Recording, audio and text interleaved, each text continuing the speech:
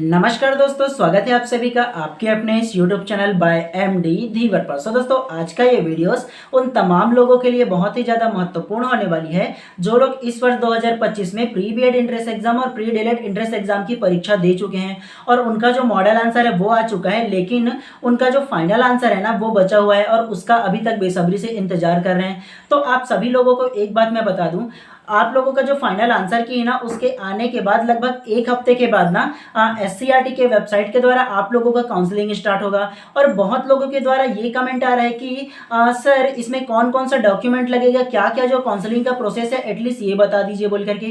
तो टेम्परेरी मैं आप लोगों को ना इसका जो काउंसलिंग प्रक्रिया है ना उसके बारे में थोड़ा सा आप लोगों को नॉलेज दे देता हूँ। जो जो डॉक्यूमेंट मैं जानता हूँ ना उन सारा चीज़ को आप लोगों को बता देता हूँ, ताकि काउंसलिंग होने से पहले ना आप लोग ना उसका जो डॉक्यूमेंट है सारा चीज़ कैरी करके रख लो और बाद में आप लोगों को प्रॉब्लम फेस करने ना पड़े।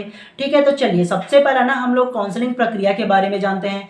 तो देखो, सबसे पहला आप लोगों का जब रिजल्ट आएगा ना फाइनल आंसर, तो उसके एक हफ्ते बाद एससीईआरटी के वेबसाइट के द्वारा ना आप लोगों का काउंसलिंग स्टार्ट होगा। उसमें आप लोगों को बताया जाएगा कि कब आप लोग को फॉर्म फिल करना है काउंसलिंग के लिए, और उसके बाद कब उसका फर्स्ट मेरिट लिस्ट आएगा, कब उसका सेकंड मेरिट लिस्ट आएगा और कौन कौन सा कॉलेज आप लोगों को अलॉट होगा। और सारा चीज़ के बारे में आप लोग का जो डिटेल है वो दिया जाएगा। तो उस टाइम ना मैं आप लोगों का एक वीडियोस ला करके आप लोगों को और भी अच्छे से बता दूंगा।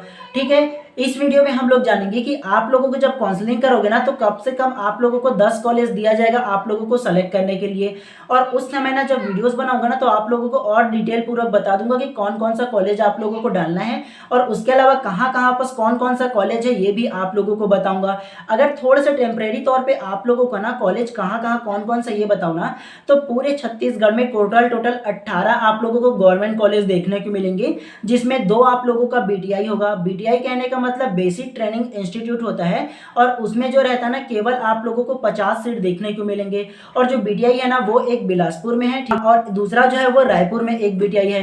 तो 2 आप लोग का बीटीआई होगा और 16 आप लोगों को डाइट देखने को मिलेंगे। ठीक है, तो डाइट का मतलब यह है कि जहां पर आप लोगों को फैसिलिटी सबसे ज्यादा मिलेंगे और 100 सीट वहां पर आप लोगों को देखने को मिलेंगे। और आप लोग बहुत ज्यादा बोलते हो ना कि हम लोग को जो हॉस्टल है वो भी कहाँ है ये बताइए बोल करके। तो हॉस्टल जो है ना वो डाइट में अधिकतर आप लोगों को देखने को मिलते हैं और जो उसका हॉस्टल का जो फैसिलिटीज है ना वो काफी अच्छा होता है और फीस लगभग 15 से 2000 के आसपास समथिंग ऐसे लगता है। ठीक है, जब इसका लिस्ट आएगा ना तो आप लोगों को और अच्छे तरीके से बता दूंगा।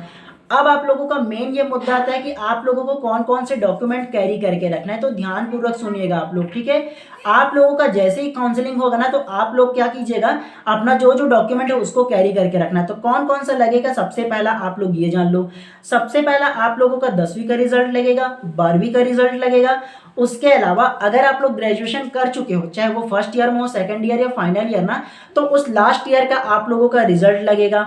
उसके अलावा आप लोगों का एक डाउट रहता है कि सर मैं तो ग्रेजुएशन जो है ना फर्स्ट ईयर, सेकंड ईयर या फाइनल ईयर प्राइवेट से किया हूँ, तो उसका क्या करूँ। तो आप लोगों को क्या करना है, आप लोगों को ना जिस भी लास्ट आप लोग क्लास ली हो, चाहे वो सेकंड ईयर या चाहे फाइनल ईयर, तो उसका आप लोगों को रिजल्ट आप लोगों को लगेगा। ठीक है, उसके अलावा आप लोग का जो डीएलएड का जो रिजल्ट आया है ना अभी हाल ही में आएगा ना, उसका रिजल्ट आप लोग को लगेगा। उसके अलावा आप लोग का टीसी लगेगा, ट्रांसफर सर्टिफिकेट, सीसी लगेगा, कैरेक्टर सर्टिफिकेट और माइग्रेशन लगेगा। अब ये तीनों जो टीसी, सीसी और माइग्रेशन है ना, तो उस पर अनेक लोग का ये सवाल आता है कि सर 12th का लगेगा या ग्रेजुएशन का लगेगा। तो मैं आप लोगों को बता दूं, अगर आप लोग ग्रेजुएशन रेगुलर की हो, ठीक है, तो रेगुलर की हो ना तो उसका आप लोगों का टीसी, सीसी और माइग्रेशन लगेगा। अगर आप लोग ग्रेजुएशन जो है ना वो प्राइवेट से की हो, है ना, तो आप लोगों का 12th से जो पास आउट की हो ना तो उसका आप लोगों का टीसी, सीसी और माइग्रेशन लगेगा। ये आप लोगों को समझ में आ गया। अब फिर से आप लोगों के मन में एक सवाल आएगा कि सर मैं तो अगर कि 12th का दे दूं और मैं अगर कि जो ग्रेजुएशन है वो मैं प्राइवेट से कर दिया हूं, आप ये बताओ कि मेरे को इसमें गैप सर्टिफिकेट लगेगा क्या। तो मैं आप लोगों को बता दूं, आप लोग को गैप सर्टिफिकेट नहीं लगेगा। अगर आप लोग 12th का टीसी, सीसी, माइग्रेशन दे देते हो और ग्रेजुएशन आप लोगों ने प्राइवेट से किया तो ग्रेजुएशन का सिर्फ रिजल्ट को अटैच करके दे दोगे ना, तो आप लोगों का गैप सर्टिफिकेट बनवाने की जरूरत नहीं पड़ेगा। और कि अगर किसी का गैप होगा ना तो आप लोग को गैप सर्टिफिकेट बनवाने की जरूरत पड़ेगा, चाहे 1 साल का गैप हो, 2 साल का गैप हो उसमें। अब ये गैप सर्टिफिकेट बनेगा कहाँ, तो गैप सर्टिफिकेट जो है ना वो आप लोगों का नोटरी जो ऑफिस होगा आप लोगों का कोई भी नियर बाय ना, तो वहाँ आप लोगों का गैप सर्टिफिकेट बन जाएगा, तो वहाँ से आप लोग बनवा लीजिएगा। ठीक है, उसके अलावा और क्या क्या डॉक्यूमेंट लगेगा एक लाइन से सुन लो। पहला मैंने आप लोग को क्या बताया था, 10वीं का रिजल्ट, 12वीं का रिजल्ट और फिर आप लोग का डीएलएड का जो रिजल्ट अभी आएगा उसका रिजल्ट, और उसके अलावा आप लोग का जो लास्ट ईयर का जो रिजल्ट रहेगा, चाहे ग्रेजुएशन करो, चाहे वो एमए करो, एमकॉम करो, एमएससी करो, तो उसका रिजल्ट आप लोग को लगेगा। उसके अलावा आप लोगों को 2 फोटो रखना है। उसके अलावा आप लोगों को जाति प्रमाण पत्र, निवास प्रमाण पत्र और आय प्रमाण पत्र, आय प्रमाण पत्र एक साथ बनेगा, अभी नहीं लगेगा। जब आप लोग का स्कॉलरशिप की बारी आएगा ना, तब आप लोग को आय प्रमाण पत्र भी लगेगा, तो एक साथ आप लोग बनवा लीजिएगा, ठीक है। आप लोग इन सारे डॉक्यूमेंट को आप लोगों को कैरी करके रखना है। और इसके अलावा और किसी चीज का भी आप लोगों को जरूरत पड़ेगा ना, मतलब जो डॉक्यूमेंट या दस्तावेज जो है ना, तो उसको मैं आप लोगों को एक और अलग से वीडियोस लाऊंगा, जब उसका फाइनल जो आएगा ना कि कौन कौन सा डॉक्यूमेंट लगेगा, तो वो मैं आप लोगों को बता दूंगा, ठीक है। और एक बात आप लोग मान लो, अगर आप लोगों को इस साल करना चाहिए आप लोग को, ठीक है, मतलब मेरे को इस साल डीएलएड करना चाहिए या बीएड करना चाहिए, तो अगर आप लोग का मार्क्स जो है ना फाइनल रिजल्ट आने के बाद ना, अगर 55 भी क्रॉस हो जाएगा ना, तो आप लोग आराम से टीसीसीसी और माइग्रेशन पहले से निकलवा के रख लेना। क्योंकि जब देखो आप लोग का जो काउंसलिंग प्रक्रिया होगा और पहला मेरिट लिस्ट आएगा ना, तो आप लोगों को केवल 1 हफ्ते का टाइम दिया जाएगा।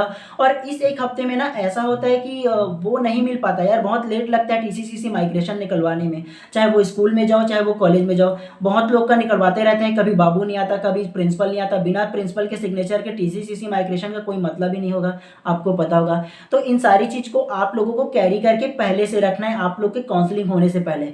अगर आप लोग का 55 क्रॉस होगा तो, और अगर मैं बोलूँ ना कि प्राइवेट कॉलेज वाली बात ना, तब तो आप लोग को पता होगा कि प्राइवेट कॉलेज बहुत ज़्यादा है। चलिए अब थोड़ी सा मैं आप लोगों को जो गवर्नमेंट कॉलेज और प्राइवेट कॉलेज की जो फीस है ना, उसके बारे में थोड़ा सा आप लोगों को नॉलेज दे देता हूँ, ताकि आप लोग का ना जो भी आप लोग का अमाउंट है वो रख पाओ, ताकि आप लोग पहले से ही, है ना।